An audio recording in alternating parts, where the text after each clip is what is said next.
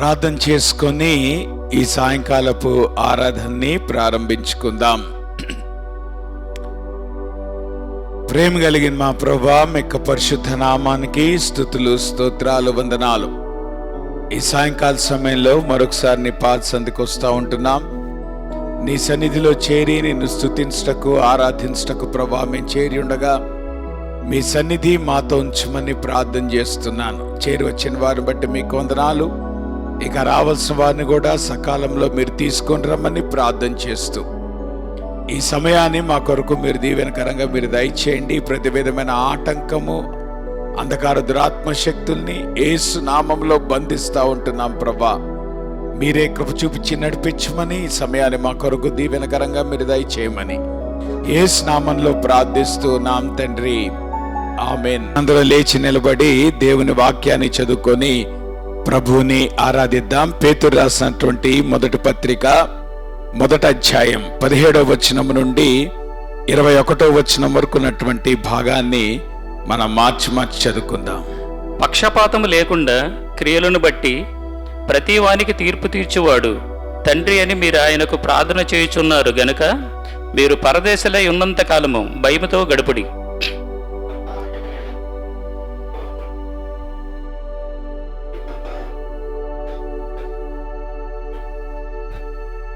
అమూల్యమైన రక్తము చేత అనగా నిర్దోషమును నిష్కలంకమగు గొర్రెపిల్ల వంటి క్రీస్తు రక్తము చేత విమోచింపబడితరని మీరు ఎరుగుదరు కదా. జగత్ ఉత్పత్తి వేగబడక మునిపే నియమపడబడిన గాని తన్ను మృతుల నుండి లేపి తనకు మహిమనిచ్చిన దేవుని ఎడల తన ద్వారా విశ్వాసులైన మీ నిమిత్తము కడవరి కాలమందును ఆయన ప్రత్యక్షపడను గనుక మీ విశ్వాసమును నిరీక్షణయు దేవుని యందు ఉంచబడి ఉన్నవి. దేవుడి వాక్యం దీవించను గాక. ప్రేమ కలిగిన మా ప్రభువా, మీకు పరిశుద్ధ నామానికి స్తుతులు, స్తోత్రాలు, వందనాలు. ఇంతవరకు ప్రభా నిన్ను స్తుతించటకు, ఆరాధించటకు మీరు మాకు ఇచ్చిన తరుణాన్ని బట్టి మీకు వందనాలు. ఈ సమయంలో ప్రభా నీ వాక్యాన్ని మేము ధ్యానించినట్టుగా నీ వాక్యం ద్వారా ప్రభా మీరు మాతో మాట్లాడి మమ్మల్ని బలపరచమని నీ కృపగల హస్తాలకు అప్పగించుకుంటూ యేసు నామంలో ప్రార్థిస్తూ నాం తండ్రి, ఆమేన్. దయచేసి కూర్చోండమ్మా. దేవుని వాక్యాన్ని మనం ధ్యానం చేసుకుందాం. మనం పేతురు రాసినటువంటి పత్రికను గత కొద్ది కాలంగా మనము ధ్యానం చేసుకుంటూ వస్తున్నాం. దీనిలో ప్రధానంగా మనం గమనించినట్లయితే మన జీవితాల్లో క్రైసిస్ అనేటువంటిది వచ్చినప్పుడు, సఫరింగ్ అనేటువంటిది వచ్చినప్పుడు ఏ రకంగా మనం దాన్ని ఫేస్ చేయాలి అనేటువంటిది మనము ఒక్కొక్క విషయాన్ని మనం ధ్యానం చేసుకుంటా వస్తున్నాం. అంతకుముందు పేతురు గారు అన్నాడు, పరిశుద్ధత యొక్క ఆవశ్యకత గురించి రాస్తా ఉన్నాడు. అంటే పరిశుద్ధంగా ఎందుకు జీవించాలి అనేటువంటి విషయాన్ని ముందుగా ప్రస్తావించడం జరిగింది. రెండోది గనక మనము గమనిస్తే ఈ ఉన్నటువంటి ఏజ్ ఆఫ్ యాంగ్జైటీలో మనము మనస్సు నిబ్బరం చేసుకొని ఏ రకంగా దేవుని వైపు చూడాలి అనేటువంటి విషయాన్ని మరి పేతురు గారు ప్రస్తావించినట్లు మనం చూస్తాం. ఈ దినము మరి ఉన్నటువంటి ఈ పరిస్థితుల్లో దేవుని యొక్క భయముతో మనం ఏ రకంగా జీవించాలి అనేటువంటిది ఆయన మాట్లాడుతూ వస్తున్నాడు. కాబట్టి మనం చదువుకున్నటువంటి ఈ భాగంలో ప్రధానంగా మనం గనక గమనిస్తే ఇక్కడ ఒక మాటను హైలైట్ చేస్తున్నాం కదా. పక్షపాతము లేకుండా క్రియలను బట్టి ప్రతివాన్ని తీర్పు తీర్చువాడు తండ్రి అని మీరు ఆయనకు ప్రార్థన చేయుచున్నారు గనక మీరు పరదేశులై ఉన్నంత కాలము భయముతో గడుపుడి. ఇక్కడ ఒక మాటను మనం చూస్తూ ఉంటున్నాం, ఫియర్ గాడ్. అంటే సర్వసాధారణంగా ఈ లోకంలో మనం అనేక వాటికి భయపడతా ఉంటాం. పరిస్థితులకు మనం భయపడతా ఉంటాం, లేదంటే క్రైసిస్ సిట్యువేషన్స్ మన జీవితాల్లో వచ్చినప్పుడు మనం భయపడతా ఉంటాం, మరణానికి మనం భయపడతా ఉంటాం, లేదంటే రోగానికి మనం భయపడతా ఉంటాం. కానీ అన్నిటికంటే మించి మనము ఎవరికి భయపడాలి అనేటువంటిది గనక గమనిస్తే దేవునికి మనము భయముతో మనము జీవించాలి. ఆ మాటకు వస్తే ఓల్డ్ టెస్ట్మెంట్ అంతట్లో కూడా దేవునికి భయము కలిగి ఉండట అంటే ఏంటో అనేక పర్యాయాలు ఆ విషయము ప్రస్తావించబడటం అనేటువంటిది మనం చూస్తాం.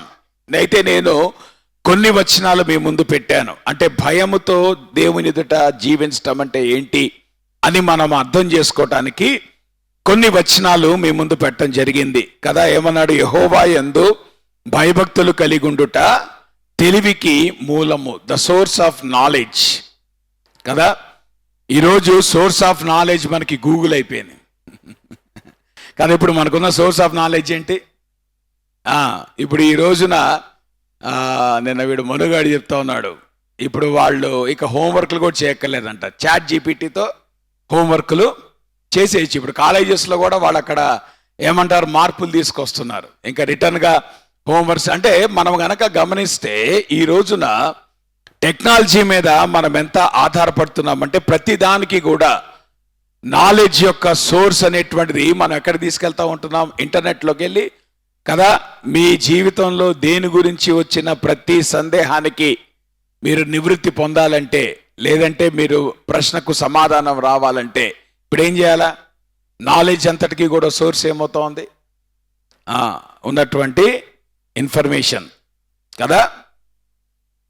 కానీ దేవుని వాక్యం చెప్పే సత్యం ఏంటంటే ఈవెన్ నాలెడ్జ్ అనేటువంటిది కూడా దేవుని వాక్యాన్ని బట్టి వస్తుంది. అంటే దేవుని వాక్యములో నాలెడ్జ్ ఉంది. నాలెడ్జ్కి సోర్స్ దేవుడు.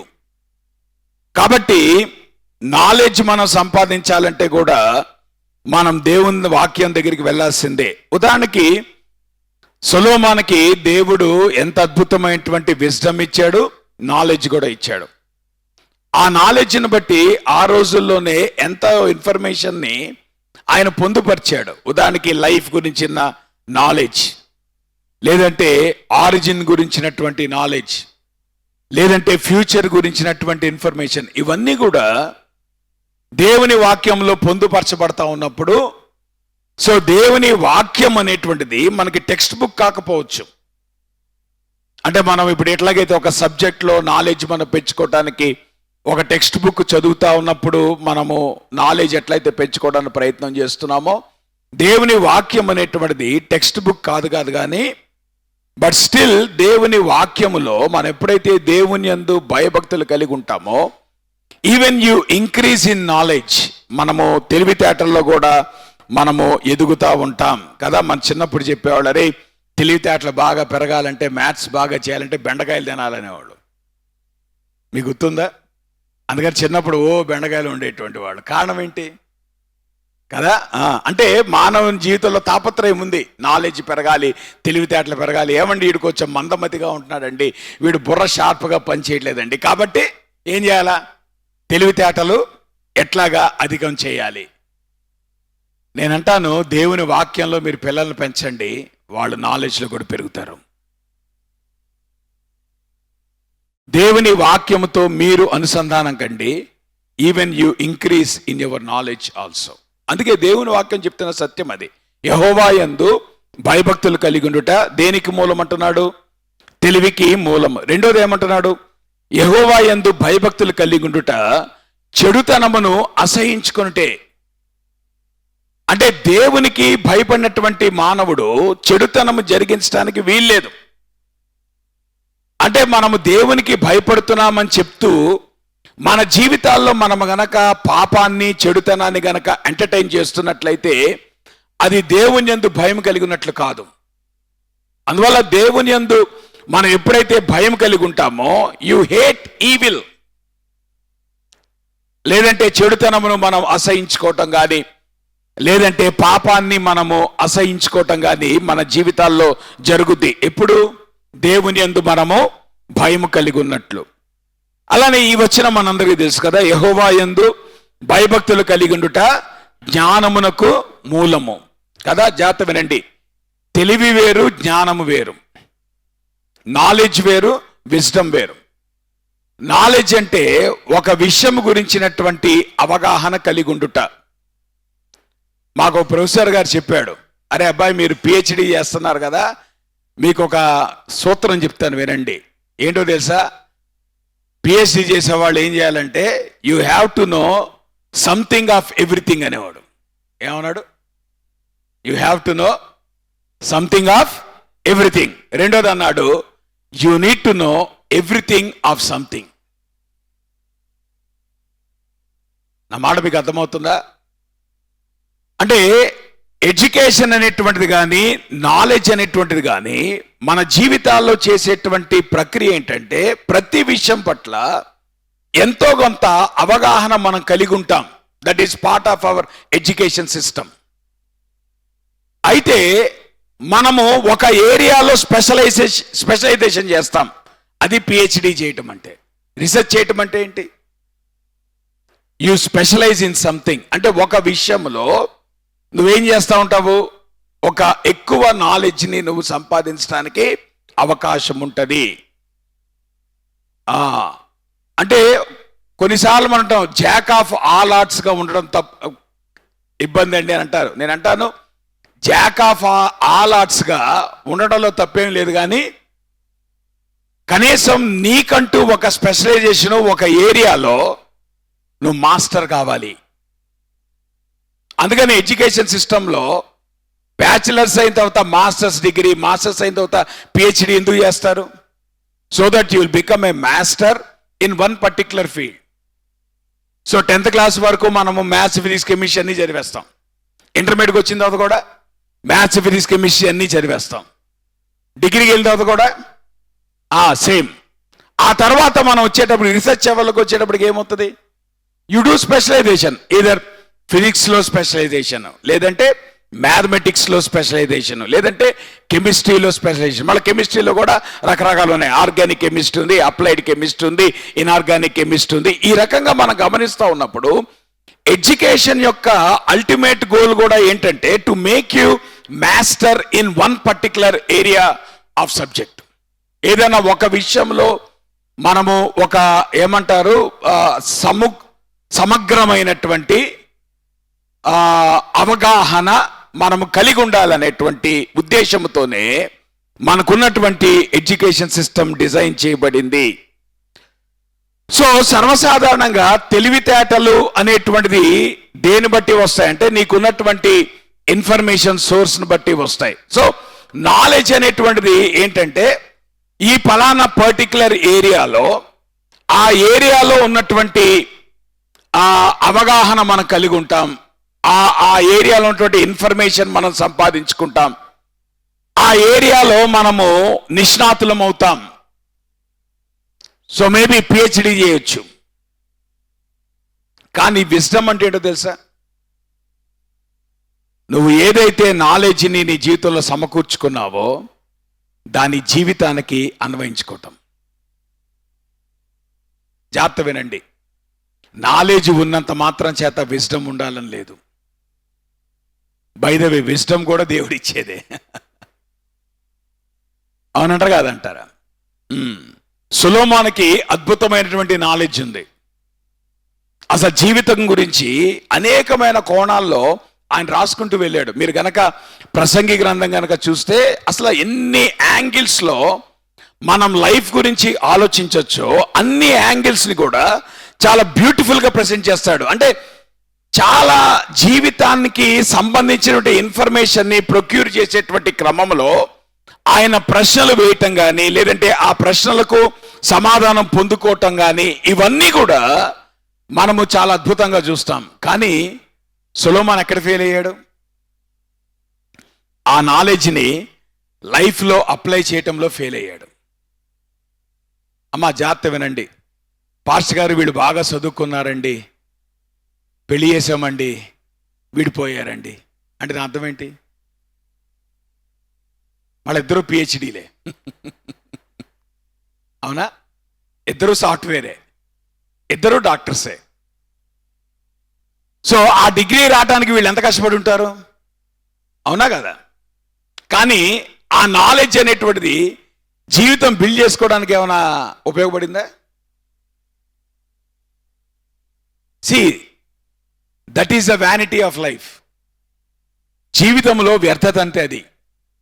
So it is not sufficient just to procure knowledge in your life. మన జీవితాల్లో తెలివితేటలు, ఇన్ఫర్మేషన్, లేదంటే ఆ ఇన్ఫర్మేషన్ పెంచుకోవటం అనేటువంటిది మన జీవితాల్లో ప్రాముఖ్యమైందే కానీ జీవితం జీవించడానికి అది సరిపోదు. అందుకనే దేవుడు మనకేం చేస్తున్నాడు? నాలెడ్జ్కి సోర్సు ఆయనే. అసలు మీరు అర్థం చేసుకున్నారా? యోబు ఎప్పటోడు కదా, ఆల్మోస్ట్ అబ్రహాంకి సమకాలికుడు. అంటే ఇప్పటికీ దాదాపు ఒక 4000 సంవత్సరాల క్రితము జీవించినటువంటి వ్యక్తి. మనం ఈ రోజు కనుక గమనిస్తే 4000 సంవత్సరాల క్రితం జీవించిన వ్యక్తిని మనం ఏమని పిలుస్తాము కదా? కేవ్ పీపుల్ అండి వీళ్ళెవరు. వీళ్ళకి తెలివితేటలు లేవు, ఎందుకంటే మానవుడు కోతి నుండి వచ్చేటటువంటి సిద్ధాంతం కదా. సో ఆబ్వియస్గా ఏం ఆలోచిస్తూ ఉంటారు. కానీ మీరు యోబు గ్రంథం ఒకసారి చూడండి, దాంట్లో అసలు క్రియేషన్ గురించి ఎన్ని అద్భుతమైన సత్యాలు ప్రస్తావించాడు. అసలు ఎట్లాగా వర్కౌట్ అవుతుంది అంటే క్రియేషన్లో ఉన్నటువంటి మార్పులు ఎట్లా జరుగుతున్నాయి. ఆ రోజుల్లోనే డైనాసర్స్ గురించి రాశాడు. ఈరోజు మనోళ్ళకి జురాసిక్ పార్క్ చూసిన తర్వాత కానీ అర్థం కాల డైనాసర్స్ ఉన్నాయేమో అని. కానీ దేవుని వాక్యం ఎప్పుడో చెప్పింది డైనాసర్స్ ఆర్ దేర్. అయితే ఈరోజు సైన్స్ చెప్పినట్లు మిలియన్ సంవత్సరాల క్రితం లేవు డైనాసర్స్. నోవహు జలప్రళయానికి ముందు ఉన్నాయి. ఆ నోవహు జలప్రళయం తర్వాత జరిగినటువంటి ఆ భౌగోళిక మార్పుల్లో అవి సస్టైన్ కాలేకపోయినాయి. ఎందుకంటే యోబు స్పష్టంగా రాశాడు, ఇదిగో ఆ సముద్రంలో ఉన్న లెవిథాన్ చూసావా. సో డైనాసర్స్ గురించి యోబు రాశాడు. అంటే నేనేమంటానంటే జీవితము సంబంధించినటువంటి నాలెడ్జ్ అనేటువంటిది ఎంత మనం ప్రొక్యూర్ చేసినప్పటికీ కూడా దేవుని దగ్గర ఇప్పుడు మనం కోరుకోవాల్సిన ఏంటంటే ప్రభువా విజ్డమ్ కూడా కావాలి. మనం ఏం చేసామంటే రెండింటినీ కూడా ఏకదాటిని పెట్టి చిన్నప్పటి నుండి ప్రార్థన చేయటం నేర్పించాం. ప్రభువా సొలొమోనుకు జ్ఞానం ఇచ్చావు కదా ప్రభువా, పిల్లలు కూడా చెప్పండి మన ప్రేయర్ పాయింట్ ఏమైనా ప్రార్థన చేస్తాం. అందుకనే పాపం సొలొమోన్ లాగా వీళ్ళు ఇన్ఫర్మేషన్ గ్యాదర్ చేస్తున్నారు కానీ లైఫ్ని లీడ్ చేయలేకపోతున్నారు. మరి మీరు అదే ప్రార్థన చేస్తున్నారుగా. ఏమైనా ప్రార్థన చేస్తున్నారు? సొలొమోను అంటే జ్ఞానం దయచేయి ప్రభువా. నిజమే, సొలొమోనుకు ఉన్నటువంటి ఇన్ఫర్మేషను ఈరోజు పిల్లలు కూడా వస్తుంది. ఎందుకు? మన ఎడ్యుకేషన్ సిస్టమ్ కావచ్చు, మన చుట్టూతో ఉన్నటువంటి టెక్నాలజీ కావచ్చు, ఏమవుతుంది? There is so much information, but ఎక్కడ ఫెయిల్యూర్ వస్తుంది? విజ్డమ్లో ఫెయిల్యూర్ వస్తుంది. You are not able to handle both your knowledge as well as your life. అక్కడ మనం బొక్కబోర్లా పడుతున్నాం. కాబట్టి ఇప్పుడు మనం ప్రభువుని ఇది కూడా అడగాలి. ఏం అడగాలి? ప్రభువా నాకు నువ్వు ఇచ్చినటువంటి నాలెడ్జ్ని లైఫ్లో నేను అప్లై చేయడానికి కావలసిన విజ్డమ్ దయచేయి.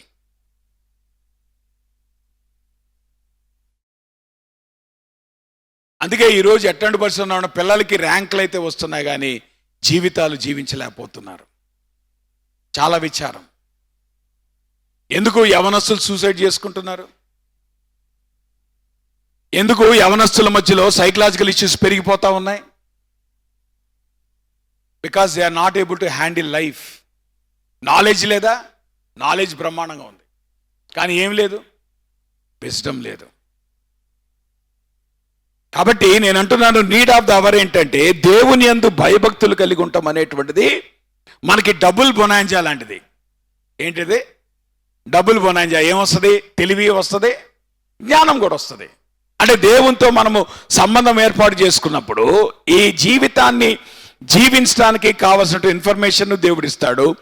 ఆ ఇన్ఫర్మేషన్ని లైఫ్లో అప్లై చేసుకొని మనము అన్ని విధాలుగా మనం మెచ్యూర్ అవ్వటానికి కావలసినటువంటి ఆ విజ్డమ్ కూడా దేవుడు మనకిస్తాడు.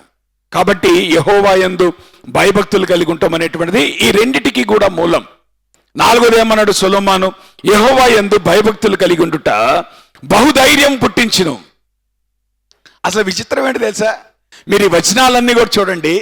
యెహోవా యందు భయభక్తులు కలిగి ఉండుట అనే సబ్జెక్ట్ గురించి ఎవరు రాశారు? సొలొమోను రాశాడు. సొలొమోను జీవితంలో భయభక్తులు ఉన్నాయా? చూసారా? సొలొమోను అద్భుతంగా రాశాడు దేవుని యందు భయభక్తులు కలిగి ఎట్లా ఉండాలని. కానీ దేవుని వాక్యం ఏం చెప్తా ఉంది? అతడు అనేక మంది భార్యలను పెళ్లి చేసుకోవటం వల్ల ఏమైంది? వారు ఏం చేశారు? అతని హృదయమును తిప్పివేసిరి. అంటే సొలొమోను దేనిలో ఫెయిల్ అయ్యాడు? నా మాట మీకు అర్థమవుతుందా? ఈ విషయాలు మనం జాగ్రత్తగా ఆలోచించాలి. మనం ఏ విషయంలో అయితే ఎక్సెల్ అవుతా ఉంటామో అక్కడే మనం అటాక్ చేయబడతాం. అందుకనే పౌలు గారు కూడా అన్నాడు, ఇతరులకు నేను బోధించిన తర్వాత నేను భ్రష్టులను కాకుండా నిమిత్తము నా శరీరమును నేను నలగొట్టుకుంటున్నాను. That is a caution. ఇంత అద్భుతంగా దేవుని యందు భయభక్తులు కలిగి ఉంటాం కదా. ప్రసంగి గ్రంథంకి వచ్చేటప్పటికి చివరికి వచ్చేటప్పుడు అంటాడు, దుర్దినములు రాకముందే ఇప్పుడు వీటి యందు నాకు సంతోషము లేదని నువ్వు చెప్పు దినములు రాకముందే. దాని అర్థం ఏంటి తెలుసా? ఈ లోకములో దేవుడు లేకుండా నువ్వు అనుభవించేదంతా కూడా అది ఎక్కడికి దారి తీస్తుంటే దుర్దినానికి దారి తీస్తుంది. ఏంటి ఆ దుర్దినం అంటే? When you don't have interest in what you have acquired. ఈరోజు డిప్రెషన్ దాన్ని బట్టి వస్తుంది. నువ్వు ఏదైతే చదువు చదివావో ఆ చదువులో నీకు సంతోషం లేకపోవటం, నువ్వు ఏదైతే ఉద్యోగం సంపాదించావో ఆ ఉద్యోగంలో సంతోషం లేకపోవటం, నువ్వు ఏదైతే కలలు కలి పెళ్లి చేసుకున్నావో ఆ పెళ్లిలో సంతోషం లేకపోవటం, దట్ ఈస్ ఏమంటారు? Bad day of your life కదా. చాలాసార్లు మనం అంటూ ఉండవు, ఈ రోజుకి వచ్చే దినం బాగాలేదండి, బ్యాడ్ డే. కానీ దేవుని వాక్యం బ్యాడ్ డే అని దేనంటుంది? When you lose interest in what you have acquired. అది చాలా డేంజరస్. అంటే దాని అర్థం ఏంటంటే, ఈ లోకంలో నువ్వు దేవుణ్ణి కాకుండా నువ్వు దేని కొరకైతే తాపత్రయపడి నువ్వు సంపాదించావో at the end of the day you lose interest in that. నేను అంటాను, లైఫ్లో దాని మించిన దుర్దినం ఇంకోటి లేదు. దాని మించిన దుర్దినం ఇంకోటి లేదు. అందుకే సొలొమోను ఏమనంటే, ఈ దుర్దినము రాకముందే మనం చేయాల్సిన పని ఏంటి? ఏమన్నాడు? నీ సృష్టికర్తను జ్ఞాపకం చేసుకో. You need to understand. లైఫ్లో అమ్మా దేవుడు లేకుండా నువ్వు చేసేదంతా కూడా, నువ్వు సాధించేదంతా కూడా, it leads to disappointment, it leads to depression. అందుకని మనం అర్థం చేసుకోవాల్సింది, దేవుని యందు ఎందుకు భయభక్తులు మనం కలిగి ఉండాలంటే, unless you have that relationship with God you cannot even handle life. జీవితాన్ని కూడా నువ్వు హ్యాండిల్ చేయలేవు. నీకు ఎంత నాలెడ్జ్ ఉన్నా కానీ, ఏమంటారు, నీకు ఎన్ని డిగ్రీలు ఉన్నప్పటికీ కూడా దేవునితో గనక నీకు సరైనటువంటి సంబంధం లేకపోతే ఈ లైఫ్ని నువ్వు హ్యాండిల్ చేయలేవు. అన్ఫార్చునేట్గా సొలొమోను అక్కడ ఫెయిల్ అయ్యి మనందరికి సలహా ఇచ్చాడు. ఎందుకంటే ప్రసంగి గ్రంథం ఎప్పుడు రాశాడు? సొలొమోను ముసోడైన తర్వాత రాశాడు. పాపం తెలుసుకొని ప్రయోజనం ఏముంది? మళ్ళా వెనక్కి తిరిగి వెళ్ళాడు కదా. పోయిన టైం మళ్ళా రాదుగా, పోయిన జీవితం మళ్ళా రాదుగా. సో అందుకని సొలొమోను అట్లీస్ట్ మన జీవితాలు వేస్ట్ కాకూడదని ఈ మాటలు ముందే రాసి పెట్టాడు. కాబట్టి దేవుని యందు భయభక్తులు కలిగి ఉండనేటువంటిది, దాంట్లో ఉన్నటువంటి అంశాలు ఎంత అద్భుతంగా సొలొమోను రాశాడు. చూసారా? ఎవరైతే దేవుని యందు భయభక్తులు కలిగి ఉంటారో ఏమన్నాడు అక్కడ? అట్టివారి పిల్లలకు ఆశ్రయ స్థానము కలదు. ఏమా, పిల్లలు కూడా వర్ధిల్లేది దేవుని యందు భయభక్తులు కలిగి ఉంటాన్ని బట్టి. అది గుర్తుంచుకోండి. ఈరోజు మనం ఉన్నటువంటి టైమ్స్లో ఎట్లాగున్నామంటే, మనం పిల్లలకి అన్నీ ఇస్తున్నాం దేవుని తప్పితే. మరి ఎట్లా వర్ధిల్లుతారో వాళ్ళు దేవుడు లేకపోతే? ఆశ్రయస్థానం ఎవరికి ఉంది? దేవుని యందు భయభక్తులు కలిగి ఉంటుంది వారికి. సో ఆబ్వియస్గా మనం దేవుని యందు భయభక్తులతో గనక మనము జీవిస్తూ మన పిల్లల్ని గనక ఆ రకంగా పెంచితే వారికి ఏముంటుంది? దేవుడు ఎప్పుడు వారికి ఆశ్రయస్థానంగా ఉంటాడు. మనమేం వరి అవ్వక్కర్లేదు, మనమే కంగారు పడక్కర్లా. పురుషత్ దేవునికి అప్పగించి హ్యాపీగా రిలాక్స్ అవ్వచ్చు మనం. కారణం ఏంటంటే ఆశ్రయస్థానము వాళ్ళకి మనలో లేదు, దేవునిలో మాత్రమే ఉంది. And that comes only by your intimate relationship with God. దేవునితో నీకున్నటువంటి సంబంధాన్ని బట్టే ఆ ఆశ్రయస్థానం అనేటువంటిది కలిగి ఉంటుంది. అంతేకాదు, ఏమన్నాడు అక్కడ? నెమ్మది లేకుండా విస్తారమైన ధనముండుట కంటే యెహోవా యందు భయభక్తులతో కూడిన కొంచెము కలిగి ఉండుట మేలు. సొలొమోనుకి విస్తారమైన సంపద ఉంది కదా. మన మాట చెప్పాలంటే గోల్డెన్ స్పూన్లో పుట్టి పెరిగాడు ఆయన. ఎందుకంటే యుద్ధాలని ఎవరివి? దావీదువి. పోరాటాలని ఎవరివి? ఆస్తి అంతా ఎవరు సమకూర్చాడు కదా. సో ఎప్పుడైతే తల్లిదండ్రులు కష్టపడి పిల్లలకి సమకూరుస్తారో 100% వాళ్ళు చెడిపోతారు. 100% వాళ్ళు తయారవుతారు. ఇదిగో సొలొమోనులా తయారవుతారు. సో ఇక్కడ కనుక మనం గమనిస్తే మన సొలొమోను ఇస్తున్నాడు సలహా. చూసారా? అసలు అంటే దేవుని యందు భయభక్తులు కలిగి ఉంటాం అనేటువంటిది ఎన్ని కోణాలు చూపిస్తున్నా చూడండి సొలొమోను. ఇదంతా ఎక్స్పీరియన్స్ లో నేర్చుకున్నాడు. ఏమంటున్నాడు ఇక్కడ? నీవు దేవుని భయం లేకుండా విస్తారమైన సంపద కలిగి ఉంటాం కంటే దేవునితో నీకు సంబంధం ఏర్పడి డే టు డే లైఫ్ కనుక నువ్వు జీవించగలిగితే అంతకు మించిన సంతోషం లేదు.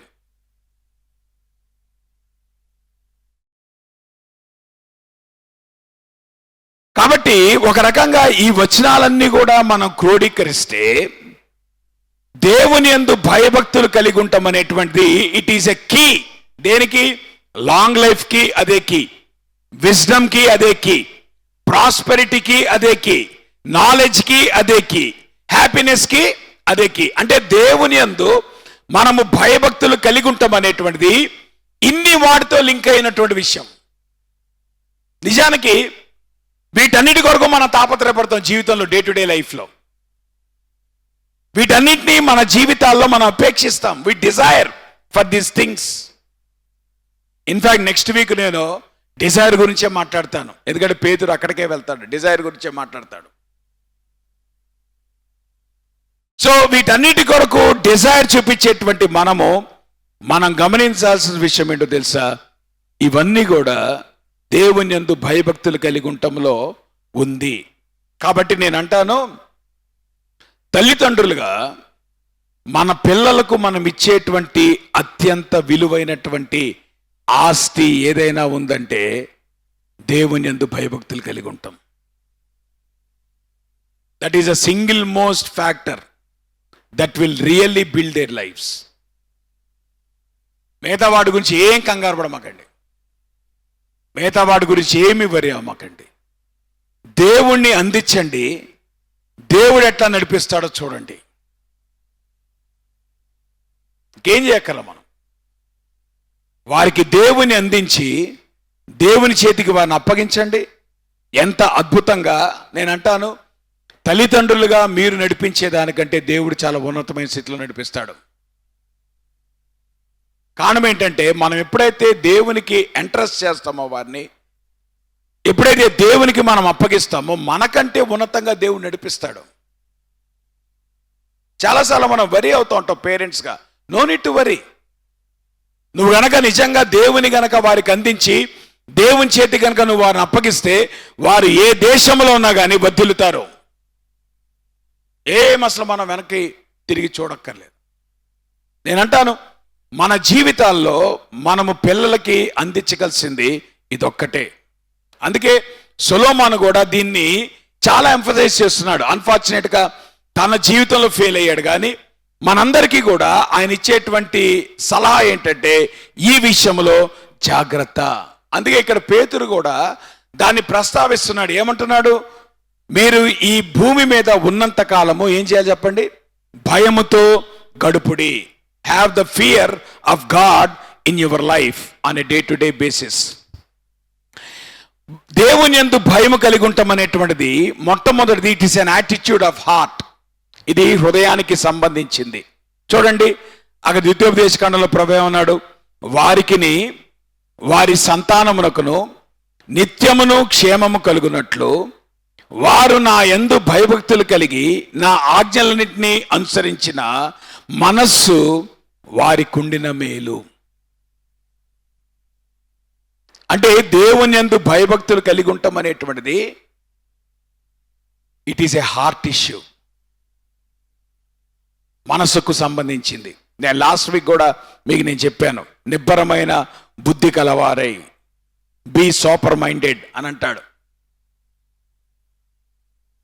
సో మన జీవితంలో ఇంటలెక్చువల్గా మనము కలిగి ఉండాల్సింది ఏదైనా ఉందంటే దేవుని యందు భయభక్తులు కలిగి ఉండి ఆయన ఆజ్ఞలను అనుసరించు మనస్సు మనకుండగలిగినటువంటి మేలు. ఈ మనస్సమ్మ ఆటోమేటిక్గా రాదు. ఈ మనస్సు చచ్చికి రావటం వల్ల రాదు. ఇది ప్రతి ఒక్కళ్ళు తీసుకోవాల్సినటువంటి ఒక చాయిస్ కదా.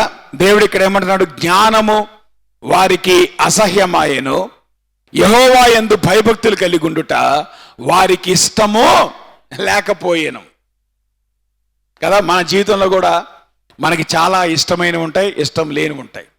అవునంటారా కాదంటారా? చాలా విషయాల్లో మనము మన చాయిస్ని, ఇష్టము అంటే ఏంటి? It is your choice. దానిలో పెద్ద రాకెట్ సైన్స్ ఏం లేదు. ఇష్టం అంటే నాకు ఇది ఇష్టము అనేది అర్థం ఏంటి? It is my choice.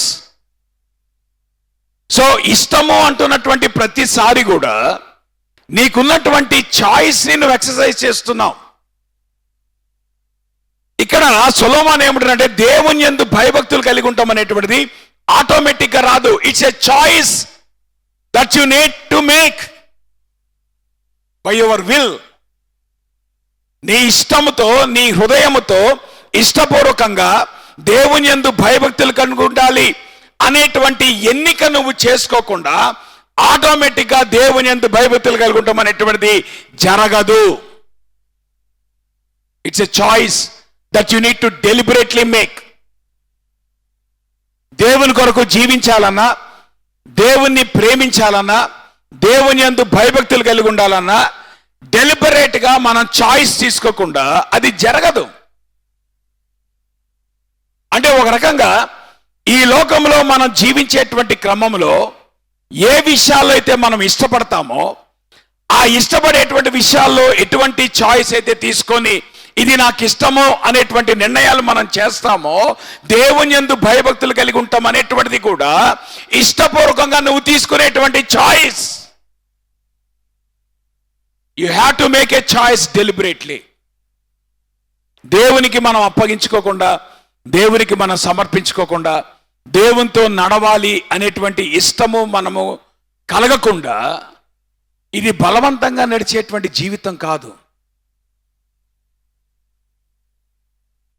అందుకనే ఇక్కడ అంటున్నాడు భయముతో గడుపుడు అంటున్నప్పుడు బేసికల్గా it is a heart issue. రెండోది it's a choice that you make. అందుకే దేవుని యందు భయము కలిగి ఉంటాం అనేటువంటిది రెండు విషయాల యొక్క కలయిక. ఒకటి ప్రేమ, రెండోది గౌరవం.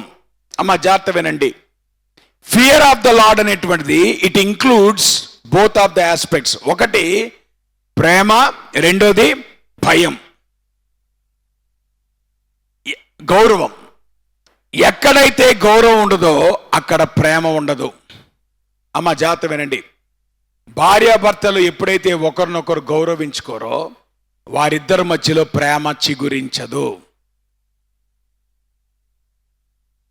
లవ్ అనేటువంటి it always starts with respect. ఇద్దరు పరస్పరము ఒకరినొకరు గౌరవించుకోకపోతే వారిద్దరి మధ్యలో ప్రేమ అనేటువంటిది రాదు. సో ఎప్పుడైతే మన హ్యూమన్ రిలేషన్షిప్స్లో, అది మ్యారేజ్లో కానీ ఎక్కడైనా కానీ, when there is no respect there is no love at all. కాబట్టి ఒకవేళ గనక అబ్బాయి గనక అమ్మాయిని గౌరవించకపోతే ఆ ప్రేమ అనేటువంటి వారి జీవితాల్లో ఉండదు. అలానే అమ్మాయి గనక అబ్బాయిని గౌరవించకపోతే ప్రేమ అనేటువంటి వాళ్ళ జీవితాలు ఉండదు. ఎందుకంటే ఇవి రెండు కూడా కవల పిల్లలు లాంటివి. ఏంటివి? ఇవి రెండు కూడా జంటగా ఉండేటువంటివి. సో ఫియర్లో ఉన్నటువంటి మెయిన్ అట్రిబ్యూట్స్ ఏంటంటే your love and respect for each other. ఎప్పుడైతే మన సంబంధాల్లో కూడా ఆ గౌరవం, చూసారా, ఇష్టానుసారంగా ట్రీట్ చేసేటువంటి భర్త భార్యని ఎట్లా ప్రేమిస్తాడు? It is impossible. ప్రేమ ఉండదు. ఇష్టానుసారంగా మాట్లాడేటువంటి భార్య భర్తను ఎట్లా ప్రేమిస్తుంది? ప్రేమ అనేటువంటిది ఉండదు. సో ప్రేమ అనేటువంటిది దేని బట్టి వస్తుంటే గౌరవాన్ని బట్టి వస్తుంది. ఎప్పుడైతే ప్రేమ ప్లస్ గౌరవం రెండు కూడా మన జీవితాల్లో కలిగి ఉంటామో అది భయానికి దారి తీస్తూ ఉంటుంది.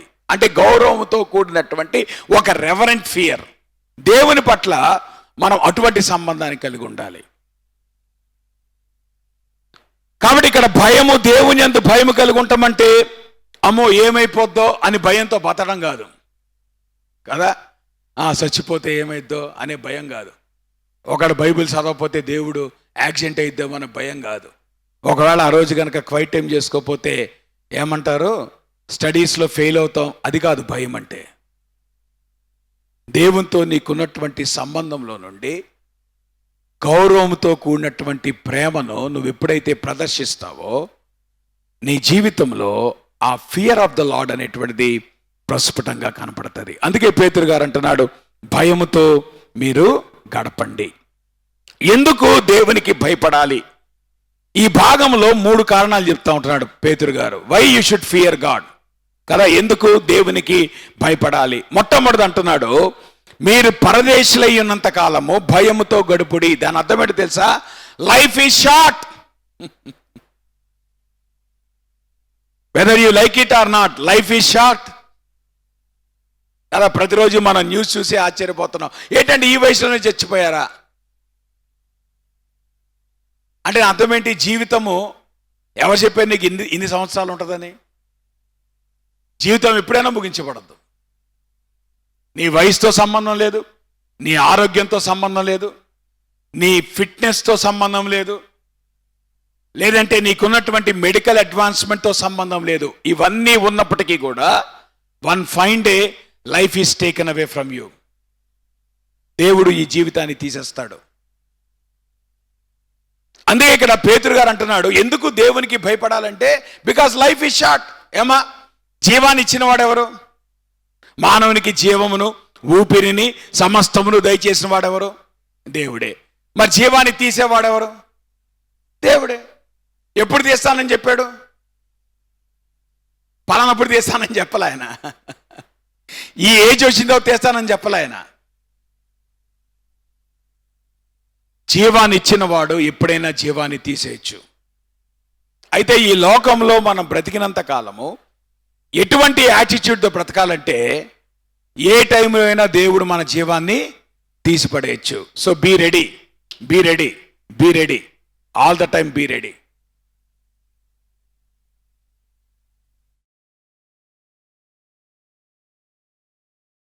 నిజానికి మీరు లోతు జీవితం కనుక గమనించినట్లయితే లోతు జీవితం ఎక్కడ పతనం కావటం ప్రారంభించబడింది చూసారా? మీరు లోతు యొక్క జీవితాన్ని కనుక గమనిస్తే దశల వారీగా కదా, మన మాట చెప్పాలంటే ఇన్స్టాల్మెంట్స్లో లోపలికి వెళ్ళాడు.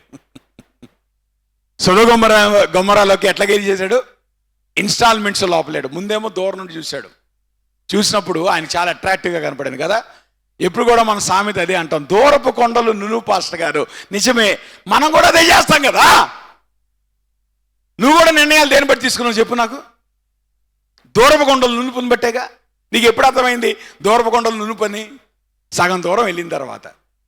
అప్పుడు సగం దూరం వెళ్ళిన తర్వాత నువ్వేం చేస్తావు? వెనక్కి తిరిగి రాలేక ముందుకెళ్తున్నావు, తప్పగా ముందుకెళ్తున్నావు. కానీ అప్పటికే నీకు అర్థమైపోయింది. ఏమర్థమైపోయింది? ఆల్రెడీ దూరపు కొండలు గాన్ కేసు కదా. లోతు ఏం చేశాడు? దూరం నుండి చూశాడు. దూరం నుండి చూసినప్పుడు ఆయనకి సొదొమ గొమొర ఎట్లా కనపడింది? అట్రాక్టివ్గా కనపడింది. సరే, ఇంకొంచెం దగ్గరికి వెళ్ళాడు. దగ్గరికి వెళ్ళి ఏం చేశాడు? ఆ పొలిమేర బయట టెంట్ వేసుకున్నాడు. ఇప్పుడు టెంట్ వేసుకొని అబ్జర్వ్ చేస్తున్నాడు సొదొమ గొమొర ఎట్లా ఉందా అని. అసలు నేను అంటాను, లోతు నువ్వు బిలీవర్ కదా, నువ్వు నీతిమంతుడు కదా, అసలు సొదొమ గొమొర్రా లోపలికి వెళ్ళాలి నీకు ఎట్లా అనిపించింది? నీకు అక్కడ పాపం కనపడలేదా? ఏమ్మా, నువ్వు తెలిసి పిల్లల్ని ఎక్కడ పంపిస్తావు? నువ్వు చెడిపోయి చోట పంపిస్తావా? అడిగి వెళ్ళిపోయిన తర్వాత చెడిపోయారంటే ఎవరిని బ్లేమ్ చేస్తావు? ముందు నీకు తెలియదా? కనపడలేదా నీకు? ఈ ప్రాబ్లం వస్తే నువ్వు ముందు పసిగట్టలేదా? దేవుని వాక్యం ఏం చెప్తోంది? లోతు యొక్క జీవితంలో నీతిమంతుడు అయినప్పటికీ కూడా అనుదినము తన మనస్సును నొప్పించుకుంటా వచ్చాడు. Compromised life. దేని కొరకు? సొదొమ గొమొర్రా కొరక? అబ్రహాము ఫ్రీగా బ్రతుకుతున్నాడు, ఆయనకి ఏ గిల్టు లేదు. ఎందుకు? ఆయన కాంప్రమైజ్ అవ్వలేదు. మనం అబ్రహాంతో పాటు తిరిగినటువంటి వాడివి, ఎందుకు నువ్వు అబ్రహాం లాగా నిర్ణయం తీసుకోలేకపోయావు? ఎందుకు కాంప్రమైజ్ అవ్వాల్సి వచ్చింది? నేను అంటున్నాను జాగ్రత్త. ఆ తర్వాత లోతు నెమ్మదిగా ఇన్స్టాల్మెంట్గా ఎక్కడికి వెళ్ళాడు? సొదొమ గొమొర్రా లోపలికి వెళ్ళాడు. సొదొమ గొమొర్రా లోపలికి వెళ్ళటమే కాదు, చివరికి సొదొమ గొమొర్రాలో చీఫ్ అఫీషియల్ అయిపోయాడు. ఎందుకంటే సిటీ గేట్ దగ్గర కూర్చోవటం మొదలుపెట్టాడు. సిటీ గేట్ దగ్గర కూర్చోవటం అనేటువంటిది ఇట్స్ అన్ ఇండికేషన్ ఆ టౌన్లో ప్రముఖుడైపోయాడు లోతు. నేనంటాను, దేవుని ప్రేమించేటువంటి నీవు పాపము కలిగి ఉన్నటువంటి ప్రపంచంలో ప్రముఖుడు ఎట్లాగవుతావు? Isn't it deliberate compromise? నువ్వు ఎంత కాంప్రమైజ్ అయితే అటువంటి భయంకరమైన పరిస్థితుల్లో జీవించడానికి ప్రయత్నం చేస్తావు. ఏది బెటర్ అమ్మా? కాంప్రమైజ్ అవ్వటం బెటరా? సొదొమ గొమొర్రాను వదిలిపెట్టడం బెటరా? అంటే దశల వారీగా నువ్వు వెళ్తున్నప్పుడు కూడా దేవుడు నీకు అవకాశం ఇచ్చాడు. ఎప్పటికైనా సొదొమ గొమొర్రాను బయటకు వస్తావా?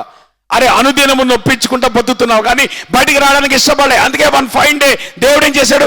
ఉన్న కట్టుబట్టలతో బయటికి లాక్కొచ్చాడు. ఎందుకు? Because you are not coming out.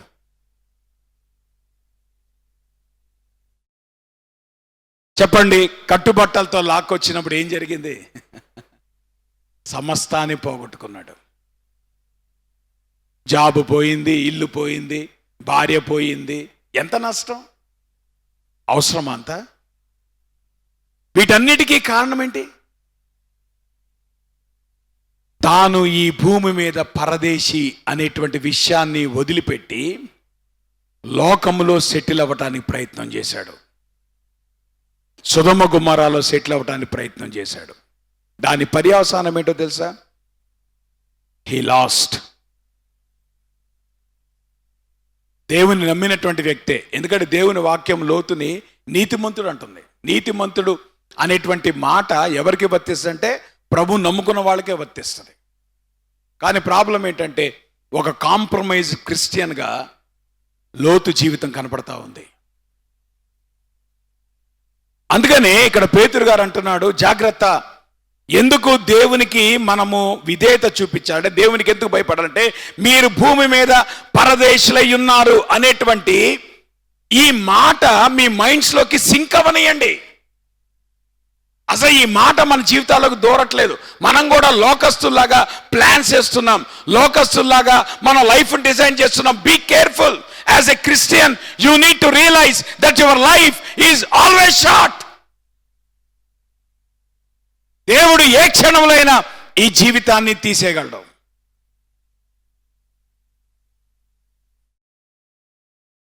Problem ఏంటంటే మనము ఈ లోకము యొక్క గందరగోళంలో చిక్కుకొని దేవుని స్వరాన్ని వినలేనటువంటి దుస్థితిలో మనం తయారవుతా ఉన్నాం. We are not able to hear the voice of God. ఎందుకంటే because of the loud noise of the world. లోకము యొక్క నాయిస్ పెరిగిపోయామా, మనకి దేవుని స్వరం వినబట్ల. లోకం యొక్క గొంతు పెరిగిపోయి మనకి ఏ వాయిస్ వినబట్ల? చెప్పండి, దేవుడు ఎట్లా మాట్లాడతాడు? దేవుని స్వరానికి ఉన్న క్యారెక్టరిస్టిక్ ఏంటి? ఆయన మెల్లని స్వరముతో మాట్లాడతాడు. మెల్లని స్వరముతో మాట్లాడే వ్యక్తి యొక్క మాటను వినాలంటే నువ్వు చాలా కాన్సన్ట్రేషన్ పెట్టాలి. వీలైతే నీ చుట్టూతా సౌండ్ ప్రూఫ్ ఎన్వైరన్మెంట్ క్రియేట్ చేసుకోవాలి. ఏం ప్రూఫ్ ఎన్వైరన్మెంట్? ఎప్పుడైతే సౌండ్ ప్రూఫ్ ఎన్వైరన్మెంట్ నువ్వు క్రియేట్ చేసుకుంటావో అప్పుడు కానీ మెల్లగా మాట్లాడేటువంటి స్వరాన్ని నువ్వు వినగలుగుతావు. జాగ్రత్త, ఈ లోకంలో ఉన్నటువంటి నాయిసెస్ ముందు చాలాసార్లు మనం దేవుని స్వరాన్ని గుర్తించలేకపోతూ ఉంటున్నాం. కారణం ఏంటంటే లోకంలో నాయిస్ చాలా పెద్దగా వినబడతా ఉంది. దేవుని స్వరాన్ని డామినేట్ చేస్తూ ఎవరి స్వరం వినపడతా ఉంది? లోకం యొక్క స్వరం వినపడతా ఉంది. అందుకే లోతులాగా మనల్ని మనం లోకానికి అప్పగించుకుంటున్నాం. రెండోది పేతురు అంటున్నాడు, ఎందుకు దేవునికి భయపడాలి అనంటే because God is our judge కదా. అమ్మ జాగ్రత్త వినండి, దేవుడు మన ముఖాన్ని బట్టి తీర్పు తీర్చడం కదా. లోపల రూమ్లోకి మీరు ఎంటర్ అయినప్పుడు జడ్జి కనుక మీరు తెలుసు అనుకోండి, అప్పుడు జడ్జి ఏం చేస్తాడు? ఒరే వీడు మనోడరా, వీడు మన ఫ్రెండ్, మన తెలిసినోడు అనుకున్నాడు అనుకో, అప్పుడు తీర్పు ఏమవుతుంది? మారిపోతుంది. ఎందుకు? Because the judge knows your face.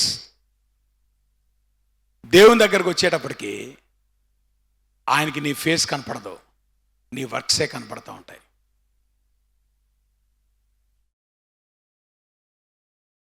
దేవుని తీర్పు అనేటువంటిది చూసారా, ఏమన్నా అక్కడ పక్షపాతము లేకుండా క్రియలను బట్టి ప్రతివానికి తీర్పు తీర్చువాడు తండ్రి. అంటే God will judge by your works, not by your face value. ఏమండి, ఈయన 30 సంవత్సరాల నుండి క్రైస్తవుడిగా బతికాడు, దేవునికి అక్కర్లే. ఏమండి, ఈయన Duvvada grace Baptist church member, దేవునికి అక్కర్లే. దేవునికి కావాల్సింది నీ ఫేస్ వాల్యూ కాదు, దేవునికి కావాల్సింది నీ క్రియలు. దేవుని ఎదుట నీ క్రియలు నిలబడతాయా లేదా? కారణం ఏంటంటే దేవునికి ఎటువంటి ఫేవరిటిజం లేదు, ఆయనకి ఎవడైనా ఒకటే. సో ఎప్పుడైతే ఫేవరిటిజం లేనటువంటి వాడు, క్రియలను బట్టు తీర్పు తీర్చేటువంటి వాడు, ఆయన తీర్పు తీర్చబోతున్నాడు గనక దేవునికి భయపడండి.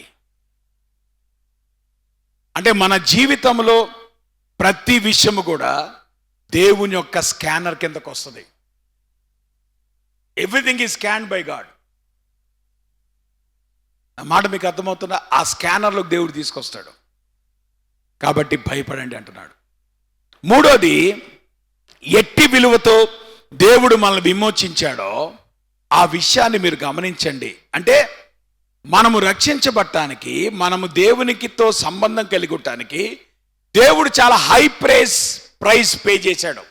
ఏంటా హై ప్రైజ్?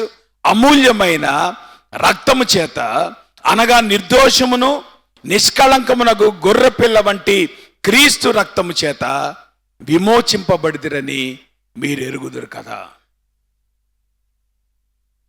కదా, ఒక వస్తువుని మనం దేని బట్టి మనం జాగ్రత్తగా చూస్తాం? అర్థమవుతుంది? దాని కాస్ట్ని బట్టి. అది 10 రూపాయల వస్తువు అనుకో, అప్పుడు ఏం చేస్తాం మనం? పిల్లలు ఆడినా కానీ ఇబ్బంది ఏం లేదు, అది పడేసినా పర్వాలేదు, ఎరగొట్టినా ఇబ్బంది లేదు.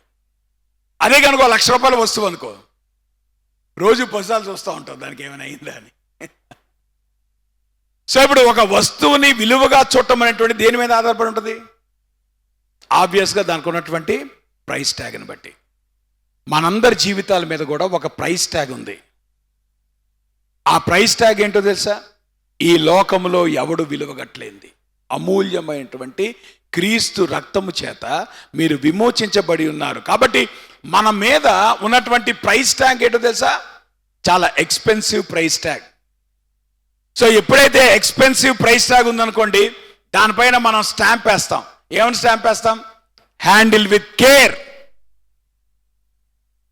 Handle with care.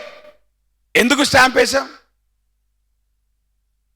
ఆ ప్రైస్ ట్యాగ్ అనేటువంటిది అంత విలువైంది కాబట్టి. పేతురు గారు అంటున్నాడు, మన జీవితాలు అమూల్యమైన క్రీస్తు రక్తము చేత విడుదల చేయబడ్డాయి. ఆ మాటకు వస్తే ఈ ప్రైస్ ట్యాగ్ నువ్వు లక్షల కోట్ల కూడా నువ్వు విలువ కట్టలేంది, అంత విలువైనటువంటి ప్రైస్ ట్యాగ్. ఆ ప్రైస్ ట్యాగ్ మన జీవితాల మీద ఉన్నప్పుడు మన జీవితాలు ఎట్లా జీవించాలి? How do you handle your lifes when so much price tag is there on your life? ఇంత విలువైనటువంటి ప్రైస్ ట్యాగ్ దేవుడు మన జీవితాల్లో పెట్టినప్పుడు జాగ్రత్త. కాబట్టి భయంతో దేవుని కొరకు బతుకుదాం, గౌరవంతో దేవుని కొరకు బతుకుదాం. దేవుడు మనకిచ్చినటువంటి జీవితాన్ని వ్యర్థం చేయమాకొద్దు.